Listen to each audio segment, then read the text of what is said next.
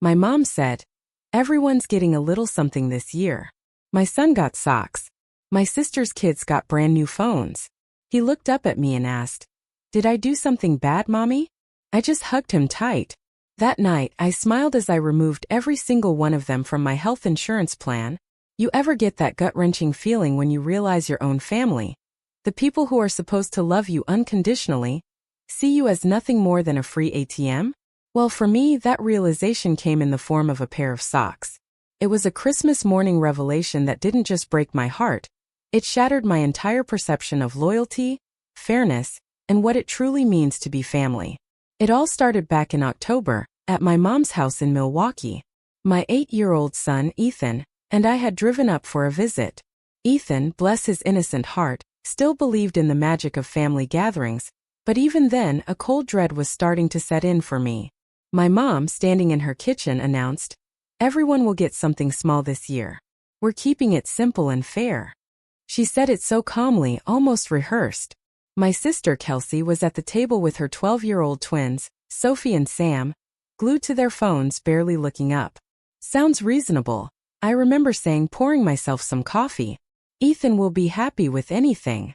My mom smiled, but it didn't reach her eyes. She had that look, the one that always made me uneasy, like she was plotting something. I tried to shake it off. Christmas was still 2 months away after all. My name is Morgan. I'm 35, a single mom, and I work my butt off as a regional manager. It's demanding, but it pays the bills and lets me provide for Ethan. His dad left 6 years ago, so it's always just been us. I've always prided myself on being independent. I don't ask my family for financial help. Never have. But I still show up for holidays, trying to keep those connections alive, even when they feel more like obligations. Suddenly, Kelsey looked up. "Mom, the kids really want the new phones for Christmas. You know, the ones with the good cameras." My mom's tone was non-committal. "We'll see." A twinge of annoyance hit me. Kelsey and her husband, Todd, were doing fine financially.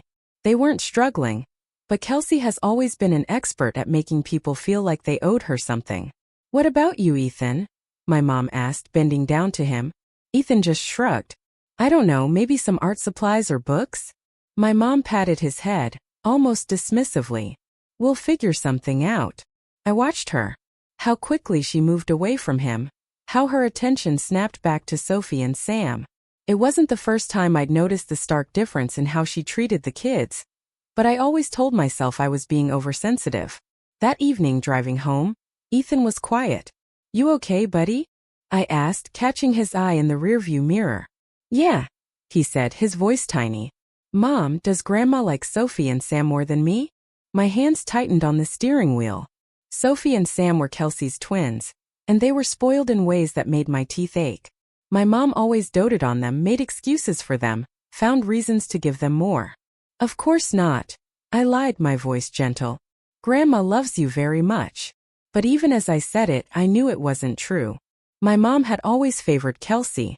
I was the responsible one, the one who didn't need attention, the one who could figure things out. And that pattern had extended to our children. I had spent years telling myself it didn't matter. We had built a good life, Ethan and I. We didn't need anyone else's validation. But seeing the uncertainty on my son's face in that mirror, something inside me just cracked a little. 2 weeks later, my mom called. It was about health insurance. She and my dad had been on my family plan for 3 years, ever since their premiums skyrocketed. I'd added them without a second thought. Kelsey was on it too for the last 18 months when Todd hit a rough patch. "Just checking that everything's still good for next year," she said. "Of course, you and Dad are covered, Kelsey too, right?" "Yes, thank you, honey. You're so good to us." I should have felt warm. Instead, it felt hollow like a script. But I pushed it aside. November came and went. Thanksgiving was the usual chaos. My dad carved the turkey while my mom hovered over Sophie and Sam, making sure they had extra helpings of everything they liked. Ethan sat quietly, eating his food, not asking for anything. "Morgan, you look tired," Kelsey chirped, her voice dripping with fake concern. "Are you sleeping enough?" "I'm fine," I said, my voice steady. "You should take better care of yourself. It's hard being alone, I'm sure." There it was. The subtle dig, the reminder that I was single, that my life was somehow less than hers. I didn't respond. I'd learned long ago that engaging with Kelsey only made things worse. But I filed it away, another small piece of evidence that our family dynamic had been broken for a very long time. As December approached, my mom called more frequently, always with small requests, always with that same empty gratitude that made my stomach turn. Then mid-December, a cold snap hit Milwaukee. I was buried in work. Ethan, despite my warnings about modest gifts, was buzzing with Christmas excitement. "Remember what Grandma said?" I reminded him as we decorated our small tree. "Everyone's getting something small." "I know, Mom," he said, hanging an ornament he'd made. "I don't need anything big. I just want everyone to be together." My chest tightened. At 8, he was already more emotionally mature than most of the adults in our family. He'd had to be. We had our own traditions, just the two of us, and they were perfect. But family gatherings, that was different. At my parents' house, I'd see him watch my mom fawn over Sophie and Sam, laugh at their jokes, indulge their demands. She barely noticed Ethan. Then came the day I drove to my mom's to drop off insurance documents. Kelsey was already there, her twins playing video games on the massive TV my parents had bought them last Christmas. "Morgan," my mom said, taking the papers. "Perfect timing. I was just showing Kelsey the gifts I got for the kids." She led me into her bedroom. On the bed sat several wrapped packages, 2 large boxes with expensive paper, and 1 small, flat package with drugstore wrap. "Those 2 are for Sophie and Sam," she said, pointing to the big ones. "And that one is for Ethan." Something cold settled in my stomach. "Mom," I said, "you said everyone was getting something small." "These are small," she protested. "Well, practical anyway. The twins need new phones. Their old ones are ancient. They're barely a year old." I snapped, my voice tight. "Teenagers need good phones for school," Kelsey chimed in from the doorway. "You wouldn't understand since Ethan's still young." I looked at the small package meant for my son. "What did you get Ethan?" "Socks," my mom said brightly. "Good quality ones. He's growing so fast." I thought practical made sense. "Socks. They're nice socks," she insisted. "From that outdoor store. They were expensive." I stared at her, waiting for her to see the absurdity of it all. Phones for the twins. Socks for Ethan. Everyone getting something small. "Morgan, don't make that face," Kelsey said. "Mom's on a fixed income. She can't buy expensive things for everyone. Those phones cost at least $600 each," I said flatly. "Well, we pitched in some money too," Kelsey admitted. "The kids really needed them." The room felt like it was tilting. I had spent years making excuses for my family, convincing myself the unequal treatment wasn't so bad, that I was too sensitive. But this was blatant. This was cruel. "Ethan won't mind," my mom said, completely missing or ignoring my distress. "He's such an easy child, not demanding like some kids." "He's easy because I've raised him to be grateful for what he has," I said, my voice shaking. "Not because he deserves less." "Nobody said he deserves less," Kelsey snapped. "You're being dramatic. It's just Christmas presents." I left without another word. Driving home in a fog of anger and hurt, I found Ethan at his desk, drawing. He looked up, his face brightening. "Mom, look what I made. It's for Grandma for Christmas." He held up a carefully drawn portrait of our family. All of us together smiling. The detail was remarkable. "It's beautiful, honey. Do you think she'll like it?" he asked. I looked at his hopeful face, at the artwork he'd poured his heart into, and something inside me shifted. I had protected him from so much, but I had failed to protect him from this. "She'll love it," I said, because what else could I say? That night I lay awake, replaying those wrapped packages in my mind. $600 phones. Package of socks. I thought about every time my mom had dismissed Ethan's accomplishments, every snide comment from Kelsey. I had always been the reliable one, the one who didn't complain, the one who made things work. And this was how they valued that reliability. By the time morning came, I hadn't slept, but I knew exactly what I was going to do. Christmas morning arrived with fresh snow. Ethan woke early, excited, despite my warnings about modest gifts. We opened our presents to each other first, just the two of us. I got him art supplies, books, a new winter coat.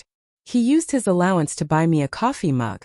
World's Best Mom painted on it in wobbly letters. I held it, fighting tears. Do you like it? He asked. I love it, I said, hugging him tight. It's perfect. We were supposed to be at my parents' by noon. I dressed carefully, made sure Ethan looked neat. He carried the portrait he'd made. Wrapped in paper he'd decorated himself. The drive was quiet. Ethan hummed Christmas songs. I gripped the steering wheel, running through scenarios in my head. My parents' house was already full. Sophie and Sam were showing off new outfits. My dad barely looked up from his paper. Merry Christmas, my mom called out, rushing to hug Kelsey's twins, then patted Ethan's head absently. Go put your coats in the back room. I watched Ethan carefully place his wrapped portrait under the tree, adding a tag. To Grandma, love, Ethan. Lunch was the usual chaos. My mom made ham. Kelsey brought gourmet side dishes, making sure everyone knew it. The twins monopolized the conversation. Ethan ate quietly, occasionally trying to add something, only to be talked over. I saw him eventually give up, just focusing on his food. After lunch it was presents. My mom played Santa. She started with the twins. These are very special, she announced, handing them the large boxes. Sophie and Sam tore into the paper, squealing when they saw the phone boxes. They immediately started opening them, ignoring everyone else. Mom, this is too much, Kelsey said, but her voice was pure satisfaction. Only the best for my grandchildren, my mom replied. Then she picked up the small flat package. And this is for Ethan. My son took it carefully, his face expectant. He opened it slowly. When he saw what was inside, his expression didn't change. But I saw something die behind his eyes. Socks. A 3-pack of wool socks. Do you like them? My mom asked. They're very good quality. Ethan looked at the socks, then at his cousins with their phones, then back at the socks. Thank you, Grandma, he said quietly. That's it. Kelsey laughed. Not even an excited thank you? Kids these days don't appreciate practical gifts. He said thank you. I said, my voice sharp. Well, he could sound more grateful, my mom added. Those socks weren't cheap. I watched my son clutch the package, his small hands tight. He wasn't crying, wasn't complaining. He was just sitting there trying to understand. Mom, Ethan whispered, leaning close. Did I do something wrong?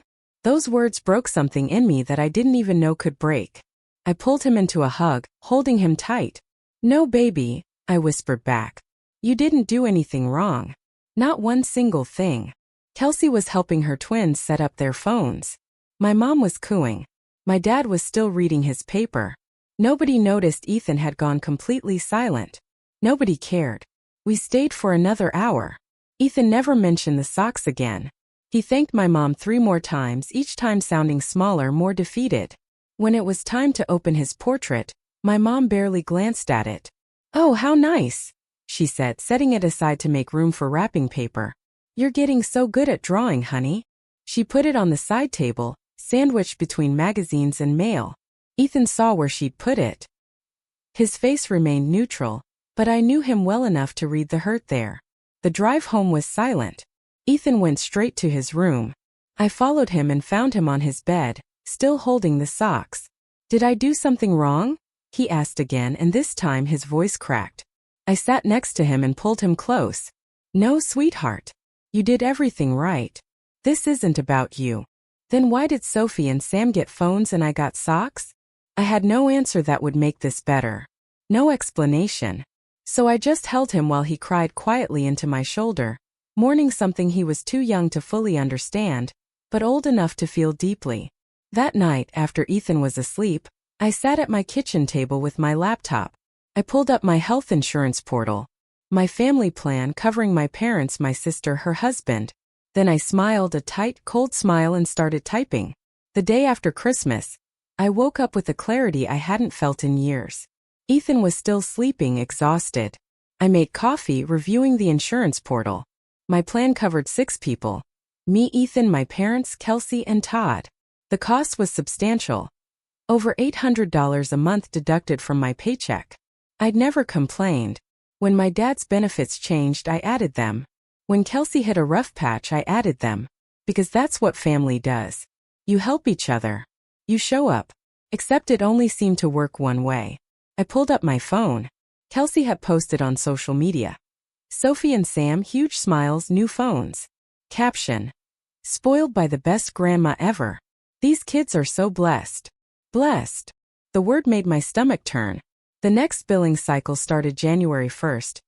Changes could be made until December 31st at midnight. Perfect timing. But I didn't act immediately. I needed to be certain. This wasn't a decision to make in anger. It would have consequences. I needed to be ready. I spent the day with Ethan, taking him to the movies, then out for pizza. He seemed better, but I caught him being quiet. At dinner, he pushed his pizza around. Mom, why doesn't Grandma like me as much as Sophie and Sam? I'd been dreading this. It's complicated, honey. Is it because I don't have a dad? The words hit me like a physical blow. What? No, that has nothing to do with anything. Sophie said her mom said that Grandma feels sorry for you because you're alone. That I'm probably harder to deal with, because I don't have a dad to help discipline me. My hands clenched under the table. Kelsey had said that. My sister had said that about my son. And my mother had apparently agreed, or at least hadn't corrected her. Sophie shouldn't have said that, I managed, keeping my voice level. And it's not true. You are the best thing that ever happened to me. You're kind and smart and creative.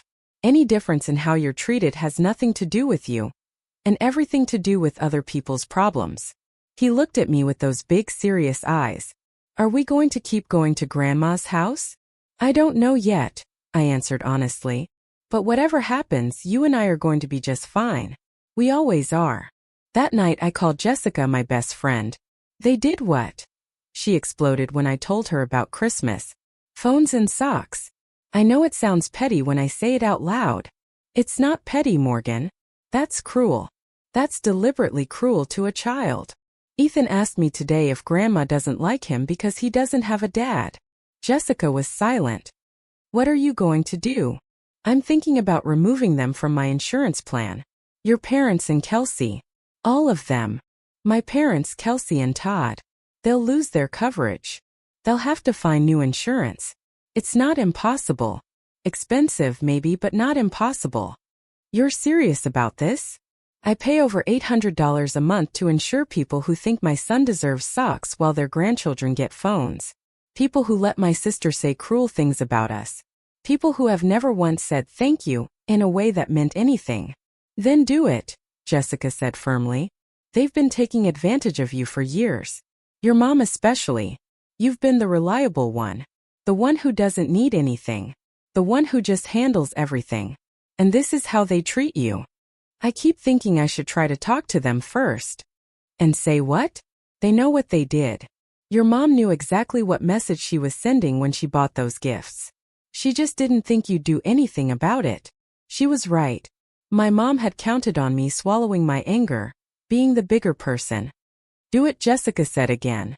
And don't feel guilty about it. December 29th. I'd gone back and forth for 2 days questioning myself. But every time I wavered, I thought about Ethan's face when he opened those socks. I thought about him asking if he'd done something wrong. At 9 p.m., I logged into the insurance portal. My hands were steady. One by one I removed them. My father. My mother. Kelsey. Todd. 4 names deleted with 4 clicks. The system asked me to confirm. I confirmed. It asked if I was sure. I was sure. The changes would take effect January 1st. They'd receive notification letters within a week. Until then, I had roughly 48 hours of peace before the chaos began. I closed my laptop. Not quite peace, but something close. A sense that I had finally stood up for my son and for myself. December 30th passed quietly. Ethan and I stayed home. My phone rang 3 times. My mom. Kelsey. My mom again. I didn't answer. I wasn't ready yet. December 31st arrived. I knew the letters had been sent. They'd probably arrive by January 2nd or 3rd. Ethan and I spent New Year's Eve watching movies. At midnight, we banged pots and pans together. He was laughing, happy. For the first time in days, he seemed like himself again. January 1st. Fresh snow. Quiet streets. I made breakfast, trying not to think about what was coming. My phone rang 4 times. Still I didn't answer. January 2nd, the calls became more frequent. 6 from my mom, 3 from Kelsey, 2 from my dad, which was unusual because he never called me directly. I let them all go to voicemail. That evening I finally listened. My mom's first message: Morgan, honey, call me back. Second: Morgan, I got a letter today saying our coverage is ending. There must be some mistake. Can you call the insurance company? Third: Morgan, this isn't funny. Call me back right now. Kelsey's messages were progressively angrier. Mom got a weird letter about insurance. Do you know anything about this? Then: Morgan, pick up your phone. Finally: Are you seriously ignoring us? What is wrong with you? My dad's message was tired. Morgan, your mother is very upset. Please call us back. I didn't call back. Not yet. January 3rd. My phone rang at 7 a.m. I was already awake anticipating this. It was my mom. I let it ring 4 times before answering. Hello. Morgan. My mom's voice was shrill with panic. Finally. I've been trying to reach you for days. Did you get my messages? I did. Then why didn't you call back? We got letters saying our health insurance is being canceled. There has to be a mistake. You need to call them and fix it. I poured myself coffee, letting the silence stretch. It's not a mistake, Mom. What? What are you talking about? I removed you, Dad, Kelsey, and Todd from my family plan. The coverage ended January 1st. The silence on the other end was deafening. Then you did what? I removed you from my insurance. You'll need to find your own coverage now. Morgan, you can't do that. We need that insurance. Your father has doctor appointments scheduled. I have prescriptions that need refilling.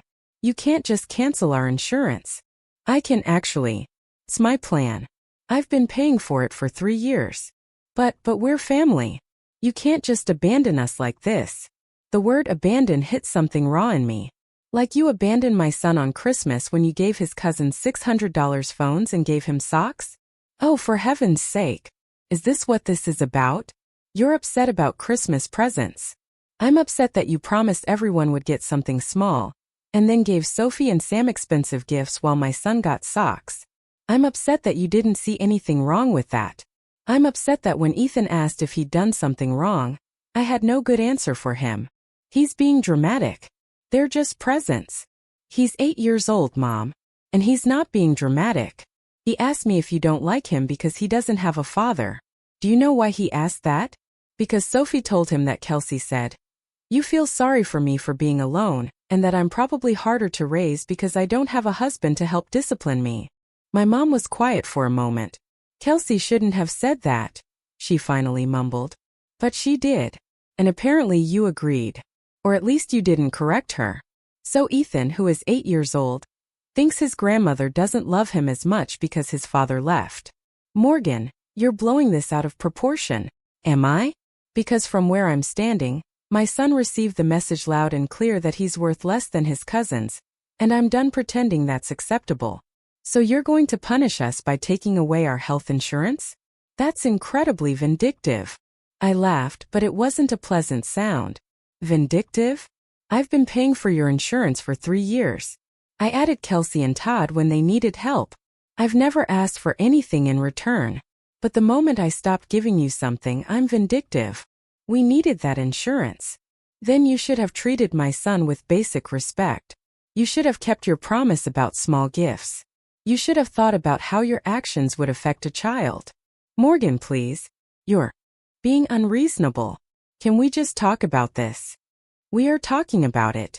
The answer is no. Find your own insurance. We can't afford the premiums on our own. You know that. Then maybe you shouldn't have spent $1,200 on phones for the twins. That's different. How? Explain to me how that's different. She couldn't or wouldn't. The silence stretched. Finally, she said, "Your father and I raised you better than this. We taught you about family loyalty. You taught me that family means being there for people even when they don't deserve it. But you forgot to teach me that it should go both ways." I hung up before she could respond. My hands were shaking, but not from fear or regret. From release. From finally saying things that had needed to be said for years. The phone rang again immediately. Kelsey this time. I answered. What the hell is wrong with you? She screamed before I could even say hello. Mom just called me crying. You canceled our insurance. I removed you from my family plan. Yes. How could you do that? Todd and I need that coverage. We have 2 kids. You also have 2 incomes. You can afford your own insurance. It's going to cost us a fortune. We can't afford premiums right now. But you could afford to chip in for $1,200 worth of phones. That's completely different. Everyone keeps saying that, but nobody can explain how. Those were Christmas presents for our children. You're going to punish Sophie and Sam because you're jealous? I'm not punishing anyone.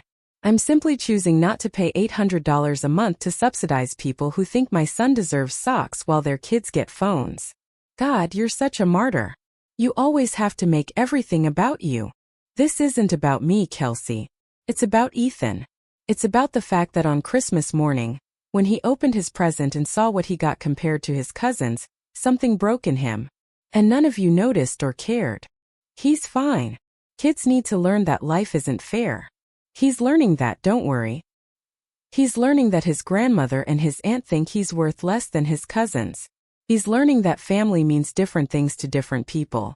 He's learning that sometimes the people who are supposed to love you will hurt you in ways that can't be fixed. You're being ridiculous. They're just presents. If they're just presents, then this is just insurance. Find your own. Mom said you're jealous because I have a husband and you don't. That you've always resented me for having a complete family. There it was. The real truth laid bare. This was what they said about me when I wasn't around. This was how they justified the different treatment. You know what, Kelsey? You're right. I am jealous. I'm jealous that your kids have a grandmother who loves them. I'm jealous that you've never had to question whether you matter to our parents. I'm jealous that you get to take family support for granted, while I've spent years earning crumbs of affection. And I'm done. I'm done begging for equal treatment. I'm done pretending that socks and phones are the same thing. I'm done paying $800 a month to people who think my son is less important than yours. You can't do this. I already did. Find your own insurance, Kelsey. Consider it a lesson in independence. I hung up on her too. The phone rang 6 more times that day. I didn't answer. I had said everything I needed to say. The next 2 weeks were predictably chaotic. My mom called daily, alternating between guilt trips and anger. Kelsey sent texts, ranging from pleading to threatening. My dad called once, trying to be the voice of reason. I didn't reconsider. What I hadn't anticipated was how the rest of my family would react. My aunt called telling me I was being cruel. My uncle emailed about family forgiveness. Cousins I hadn't spoken to in years suddenly had opinions. The narrative my mom constructed was simple. I was vindictive, punishing sick elderly parents over a petty disagreement. What they didn't know, because my mom conveniently left it out, was that I'd been paying for their insurance for 3 years, that I'd supported Kelsey, that the petty disagreement was about a child being made to feel worthless. Jessica told me to ignore them. They don't know the full story, and they don't want to know it. Your mom is making herself the victim because that's easier than admitting she was wrong. She was right. But it still hurt. Work became my refuge. I threw myself into a major project. My boss, Patricia, a fair woman, noticed. Everything okay? She asked one day. Family stuff, I said vaguely. She nodded, understanding. Well, if you need anything, let me know. You're doing excellent work on this project. The validation felt good. At least someone appreciated what I contributed. At home, Ethan started coming out of his shell. He was drawing more, talking more, seeming lighter. One evening he brought me a new picture. It's us, he said, showing me a drawing of just the 2 of us in front of our house. Our family. I looked at it, how carefully he'd drawn each detail, how happy we both looked. It's perfect, I said. Are we still going to see Grandma? He asked. I don't know. Do you want to? He thought about it seriously. I don't think so. Not right now. She made me feel bad. Then we won't go, I said. Not until you're ready, if ever. He nodded, satisfied. It occurred to me that I had been so worried about protecting him from pain, I hadn't considered he might be relieved to step away from a situation that made him unhappy. Mid-February brought an unexpected development. A certified letter from my parents' attorney. I was being sued for financial abandonment and elder neglect. They claimed that by removing them from my insurance, I had violated my duty of care and put their health at risk. I stared at the letter in disbelief. They were suing me. My own parents were taking me to court because I stopped paying for their insurance. I immediately called a lawyer. Patricia recommended Gregory. I've seen similar attempts, he said, reading the letter. They rarely succeed. Adult children aren't legally obligated to provide health insurance for their parents, unless there's a specific care agreement. Do you have any written agreement? No, I just added them out of kindness. Yes. And they're claiming elder neglect because you stopped. Here's what's going to happen. We'll respond, pointing out you have no legal obligation. The case will likely be dismissed. $2,000, I said. Money I'd have to spend because my parents decided to sue me rather than find their own insurance. Do it, I told him. Draft the response. When I got home, there was a car I didn't recognize. Kelsey was sitting on my front porch steps. We need to talk, she said. I don't think we do. Please, Morgan. Just 5 minutes. Against my better judgment, I let her in. Mom and Dad are suing you, she said. I know. I got the letter. That's insane. I told them not to do it. Did you? Yes. This whole thing has gotten completely out of hand. I came here to ask you to reconsider. Reconsider what exactly? Putting us back on your insurance before the lawsuit goes any further. I want us to be a family again. I laughed, bitter and sharp. We were never a family, Kelsey. A family doesn't treat one child better than another. A family doesn't sue each other over insurance. A family doesn't say cruel things and expect it to be forgotten because it's inconvenient to deal with. Consequences. I'm sorry about what I said about you being alone, about Ethan being harder to raise. I shouldn't have said that. But you did say it. And you meant it. And Mom agreed with you. She didn't agree. She didn't disagree either. And that's the problem. None of you have ever stood up for Ethan or for me. You've taken what I've given and acted like it was owed to you. Well, it's not. And I'm done. Kelsey's eyes filled with tears. Please. Todd and I are drowning in premium costs. We can't afford this. You could have afforded it if you hadn't spent $1,200 on phones. That was different. Stop saying that. It wasn't different. You had a choice where to spend your money, and you chose phones over insurance. That's fine. Those are your kids and your priorities. But don't ask me to subsidize that choice. She left angry. I felt nothing but tired. March arrived with warmer weather and a court date. Gregory was right. The lawsuit was weak. But my parents pushed forward, hoping I'd cave. They underestimated how utterly done I was. The day before the hearing, an unexpected call from my dad. Morgan, can we talk? Just you and me. What's there to talk about? Please. Coffee somewhere. Just 30 minutes. Against my better judgment, I agreed. We met at a cafe, neutral territory. My dad looked older, more tired. Your mother doesn't know I'm here, he started. That seems to be a theme in this family. People doing things behind other people's backs. He winced. I deserve that. Morgan, I want you to know that I didn't agree with how Christmas went. I thought the gift disparity was wrong. Then why didn't you say anything? Because I've spent 40 years not saying anything when your mother favors Kelsey. Because it was easier to keep the peace than to fight about it. And where did that get any of us? He sighed. You're right. I should have spoken up. Years ago. But I'm here now, asking you to drop this before it goes to court. I'm not the one who filed a lawsuit, Dad. I know.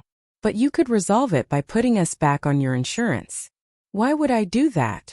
Because we're family. I set my coffee down carefully. You keep using that word like it means something. But family is supposed to protect each other. Family is supposed to treat everyone equally. Family is supposed to care when a child is hurt. We do care about Ethan. You have a funny way of showing it. When was the last time you called to ask how he's doing? When was the last time you came to one of his school events? When was the last time you treated him like he mattered as much as Sophie and Sam? My dad couldn't answer.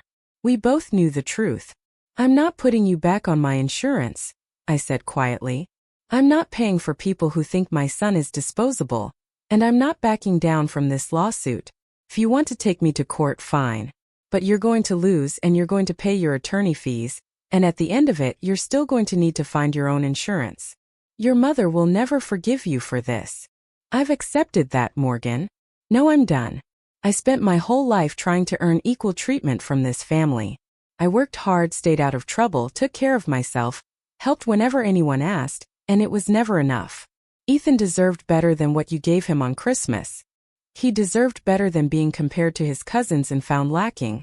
And I deserved better than being expected to bankroll people who treat us like we don't matter. I stood up. I'll see you in court tomorrow, Dad. He didn't try to stop me. That evening I sat with Ethan while he did homework. He was working on a writing assignment about someone he admired. I glanced at his paper. My mom works really hard. His careful handwriting read. She always makes sure I have what I need. She's brave and strong. And she loves me no matter what. She teaches me that it's okay to stand up for yourself. Tears pricked my eyes. Ethan, this is beautiful. Is it good enough? He asked, worried. It's perfect. You're perfect. He smiled, that pure, uncomplicated smile that reminded me exactly why I was doing all of this. Not for revenge. Not for payback. But to show him that his worth wasn't negotiable. That he deserved to be defended. That standing up for yourself wasn't selfish. It was necessary. The next morning, I dressed carefully for court. Gregory met me outside looking confident. They're going to try to paint you as uncaring and vindictive, he warned. Just stick to the facts. You have no legal obligation to provide insurance. You did so voluntarily. You stopped. End of story. Inside, I saw my parents with their attorney. Kelsey was in the gallery. They all stared at me like I was a stranger. The hearing began. My parents' attorney presented their case. I had abandoned elderly parents who relied on my insurance, acted maliciously, caused them severe emotional and financial distress. It was surreal listening to myself described as a villain. Then Gregory's turn. Your Honor, this case can be summarized very simply. The plaintiff is alleging that the defendant has a legal obligation to provide health insurance coverage. She does not. He laid out the facts methodically. I was 35, employed, no legal agreement to provide care. I had voluntarily added them, paid over $28,000 in premiums. I had added my sister and brother-in-law too. At no point did the defendant sign any document agreeing to provide this coverage indefinitely. At no point did the plaintiffs enter into a legal care arrangement. The defendant acted out of kindness, not obligation. And when she chose to discontinue that kindness, she was well within her rights to do so. The judge looked at my parents' attorney. Does your client have any documentation showing a legal obligation? No, Your Honor. But there's an implied obligation of care between parent and child. In reverse, the judge interrupted. You're arguing that adult children have an implied obligation to provide insurance for their parents? When the parents are elderly and in need, yes. The plaintiffs are both in their early 60s, Gregory interjected. They're employed part-time. They have access to marketplace insurance and Medicare options. They are not indigent or incapable of securing their own coverage. The judge looked at me. Ms. Morgan, is there anything you'd like to add? I stood, my voice steady. Your Honor, I loved my parents. I helped them because I wanted to. But over time I realized that my help was taken for granted. That my contributions were expected but not appreciated. That my son was being treated differently than his cousins by my family. When I made the decision to remove them from my insurance, it wasn't out of malice. It was out of self-preservation and a need to protect my child from ongoing hurt. This is about Christmas presents? The judge asked, looking at the case file. It's about more than that, Your Honor. But the Christmas incident made it clear that my family didn't value my son the way they valued my sister's children. And I had to make a choice about whether to continue subsidizing people who treated my child as less important. The judge looked at my parents. Do you have anything to say? My mother stood, her voice shaking. She's my daughter. She's supposed to take care of us.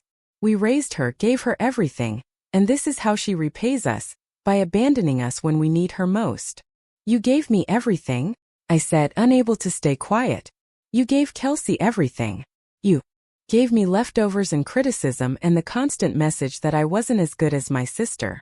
I spent my life trying to earn your approval and I never did.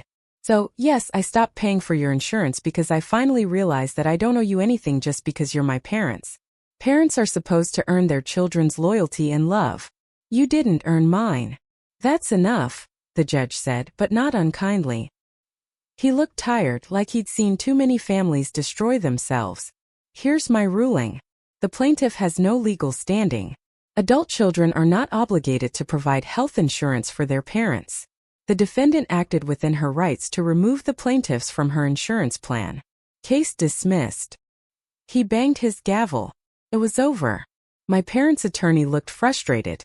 My mother was crying. My father stone-faced. Kelsey walked out without looking at me. Outside, Gregory shook my hand. You did well in there. And for what it's worth, I think you made the right call. Sometimes families need hard boundaries. I drove home feeling lighter than I had in months. I had won. Not just the court case, but something bigger. I had proven to myself that I could stand up to my family's manipulation and survive it. When I picked up Ethan from school, he climbed into the car with a big smile. How was your day, Mom? It was good, buddy. Really good. Can we get ice cream? Absolutely. We went to his favorite ice cream shop. I watched him enjoy a chocolate cone with sprinkles, completely unaware of the battle I'd been fighting on his behalf. And that was fine. He didn't need to know all the details. He just needed to know that someone was in his corner always. That evening, Jessica called. How'd it go? We won. Case dismissed. Yes. I knew you would. How do you feel? Honestly? Free. For the first time in years, I feel free. You should. You stood up for yourself and for Ethan. That takes courage. It shouldn't have taken me this long. Better late than never. So what's next? I looked around my small house at Ethan's drawings on the walls, at the photos of just the two of us. Next? We just live our lives without the weight of people who don't appreciate us. Sounds perfect. The months that followed were quieter than I expected. My parents and Kelsey found their own insurance expensive but manageable. The lawsuit had cost them money and dignity, and I think they finally understood that I wasn't going to be guilted into reversing my decision. My aunt called in April, this time with a different tone. Your mother told me the whole story, she said. About the Christmas presents, about what you've been paying for their insurance. I'm sorry I judged you without knowing the facts. Thank you for saying that. For what it's worth, I think you did the right thing. Your mom has always favored Kelsey, and it wasn't fair to you growing up. I should have said something back then. It was validating to hear, even if it didn't change the past. Work continued to go well. Patricia promoted me to senior regional manager in May with a significant raise. You're organized, reliable, and you handle pressure well, she said. The company needs more people like you in leadership. The extra money meant I could put more away for Ethan's college fund, take him on a real vacation. That summer we went to Colorado hiking and exploring.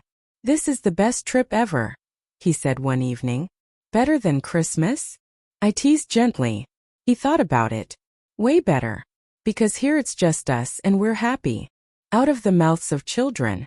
In late June, an unexpected message from my dad. Not a call, just a text. I'm proud of you for standing up for yourself and Ethan. I should have done more to protect you both. I'm sorry. It wasn't everything I needed, but it was something. I wrote back, thank you. That was the extent of our communication. Maybe someday we'd rebuild something, but I wasn't holding my breath and I was okay with that. Ethan started third grade in September, confident and happy. His teacher called me in October for a parent conference, and I expected bad news. Instead, she smiled. I just wanted to tell you what a wonderful child you have. Ethan is thoughtful, hardworking, and incredibly talented. He's also very emotionally mature for his age. You're doing an amazing job with him. Tears pricked my eyes. Thank you. That means a lot. Has he always been this well-adjusted? He's had some challenges, I said carefully. Family stuff. But we work through things together. She nodded knowingly. Well, whatever you're doing, keep doing it. He's thriving. That evening, I told Ethan what his teacher had said. He beamed. Do you think we could invite some of my friends over for my birthday? He asked. Absolutely. No mention of Sophie or Sam. No mention of my parents or Kelsey. His birthday party in November was loud, chaotic, and perfect. 8 children running around, eating pizza and cake. I watched Ethan laughing with his friends and realized this was what childhood was supposed to look like. Joy without conditions, love without comparison. Christmas came again. Our second one without my extended family. Ethan and I had established new traditions. Volunteering at a local shelter on Christmas Eve. On Christmas morning, Ethan opened his presents with genuine excitement. Art supplies, books, a tablet for his digital art. Nothing extravagant, but everything chosen with thought and care. "This is perfect, Mom," he said, hugging me tight. "Thank you." "You're welcome, sweetheart. Do you miss them? Grandma and Grandpa and Aunt Kelsey?" I thought about it honestly. Sometimes I miss the idea of them, the family I wished we could be. But I don't miss how they made us feel. "Me neither," he said. "I like it better this way. Just us." "Just us," I agreed. Later that day, Jessica came over for dinner. We ate too much, laughed a lot. Nobody compared anyone to anyone else. Nobody made anyone feel less than. It was simply people who cared about each other enjoying time together. As I cleaned up that evening, Ethan asleep upstairs, I thought about the journey of the past year. The hurt, the anger, the courage it took to set boundaries. The lawsuit, the judgment, the freedom that came with standing firm. I thought about those socks still tucked away in Ethan's drawer. A reminder of the moment everything changed. My parents and Kelsey struggled with the consequences of their choices. The lawsuit cost them thousands. Their premiums tripled. Kelsey and Todd's marriage strained. My mother's reputation suffered. Sophie and Sam started asking uncomfortable questions. My father became withdrawn. They had gambled that I would always be the reliable one, the one who swallowed hurt for the sake of peace. They lost that gamble, and the price was higher than they'd imagined. As for Ethan and me, we built a life full of people who valued us, who showed up because they wanted to. I learned that sometimes the most loving thing you can do is walk away from people who can't see your worth. And looking back at that Christmas morning, at those socks that changed everything, I realized I had no regrets. Standing up for my son, for myself, for the basic dignity we both deserved. That wasn't revenge. That was simply refusing to settle for anything less than we were worth. And that made all the difference.